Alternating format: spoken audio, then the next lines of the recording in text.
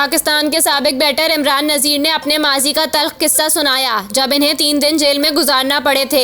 हाल ही में एक पॉडकास्ट में गुफ्तगू करते हुए इमरान नज़ीर ने एयरपोर्ट पर अपने बैग से पिस्तौल निकलने का वाकया बयान किया और कहा कि मेरा दिल साफ है, ये वाकया सबको पता है, तहकीकात के बाद कुछ भी नहीं निकला था।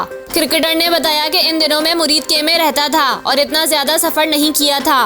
मेरा नाम जनूबी अफ्रीका के खिलाफ अंडर 19 टीम के लिए आया। हम लोग कराची आ रहे थे कि एयरपोर्ट पर जब मशीन से मेरा बैग गुजरा तो मुझसे पूछा कि ये बैग किसका है, जिस पर मैंने जवाब दिया कि ये मेरा है। इमरान नज़ीर ने बताया कि एयरपोर्ट पर मुझसे 3 मरतबा पूछा गया कि ये बैग किसका है, जिस पर मैंने कहा कि मेरा है। फिर मुझे अलग कर दिया गया। बैग के अंदर ऊपर ही पिस्तौल और गोलियां पड़ी हुई थीं। उन्होंने कहा कि शुरू में मुझे लगा कि ये खिलौना है, लेकिन वो सब असली था। मेरे पैरों के नीचे से जमीन निकल गई थी। इसके बाद मुझे हथकड़ी लगी और 3 दिन जेल में रहा। फिर पीसीबी भी इस मामले में आ गया। जेल में मुझ पर किसी किस्म का तशद्दुद नहीं किया गया। इमरान नज़ीर ने कहा कि जब आपकी नियत अच्छी होती है तो फिर आपके साथ कभी बुरा नहीं हो सकता। जेल में वो 3 दिन 30 साल की तरह लगे। उन्होंने कहा कि जेल से वापसी पर कोचेस ने सिखाया कि इस वाक़े को बुरा ख्वाब समझकर भूल जाओ और क्रिकेट पर तवज्जो दो।